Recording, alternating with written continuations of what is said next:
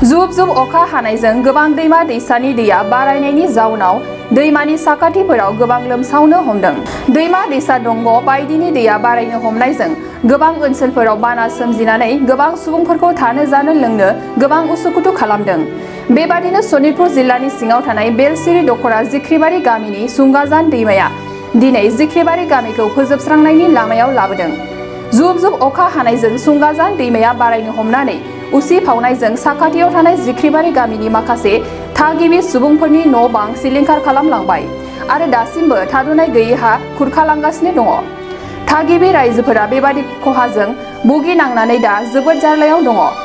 सरकारनि रैखाथि हान्जानिफ्रायबो दासिमबो जेबो रैखा मोनाखै होननानै फोरमायदों थागिबि रायजो राजाफोरा आरो थानो जानो थाखाय सुबिदा मोनोब्ला गोजोनगौमोन होननानै फोरमायबावदों ओनसोलनि रायजोफोरा।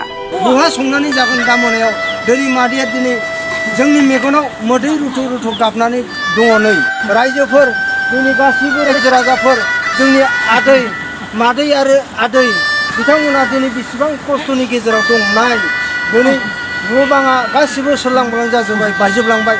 बिथांमोना दिनै जेबो लाइ लथर गैया नुदों हनै गासिबो दैयाव बागोरलांगासिनो दं। बे दैया सानफ्रामबो जोंखौ सुख गैया बुख गैया दिनै हाथाय बाजाराव थाङो जोंनि थफ्लाफ्रा बेयावनो गोजावनानै थांलाङो। दिनै जोङो माबा मोनसे आलु सेरसे दालि सेरसे बायनानै लाबोयोबा बे दैयावनो जोङो गोजावनानै जोंनि मैगं थाइगङा गोजावलाङो। दिनै जोंहा सान्थि गैया। दिनै 4टा टाइम जानोसै दा हराव मा जागोन जों बहा थागोन जों जेबो जोङो सुबिदाखौनो मोनाखै।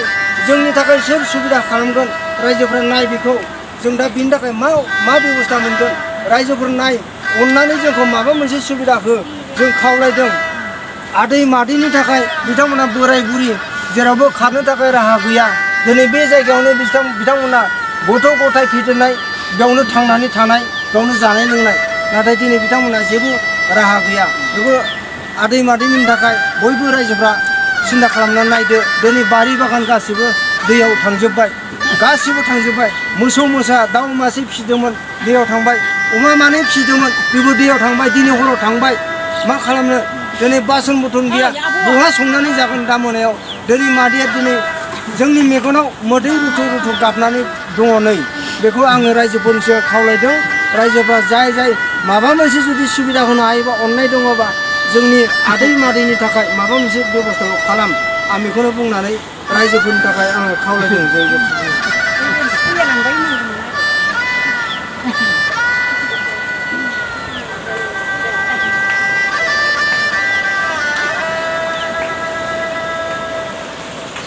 मोनसे गोजोनथाव खौरां दा रिलेटिभ पाब्लिक स्कुला फरायसाफोरनो मोनसे मोजां सुबिदा लानानै फैदों।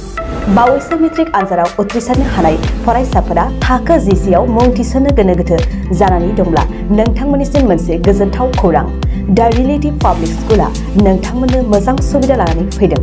मुंबो थिसननो हागोन आरो स्कलारशिपबो मोनफुंनो हागोन।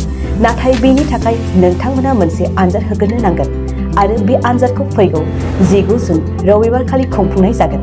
बेसेन होआलासेनो फरायसाफोरा आनजादखौ होनो हागोन। आनजादा फुंनि 10:30निफ्राय सानजौफुनि 1 रिंगासिम खुंफुंजागोन। आनजादखौ फरायसालिनि केम्पासावनो खुंफुंनाय जागोन। दा रिलेटिभ पाब्लिक स्कुला फरायसालिया क'क्राझार सहरनि सोनाब फारसे थानाय सान्दामारियाव दं।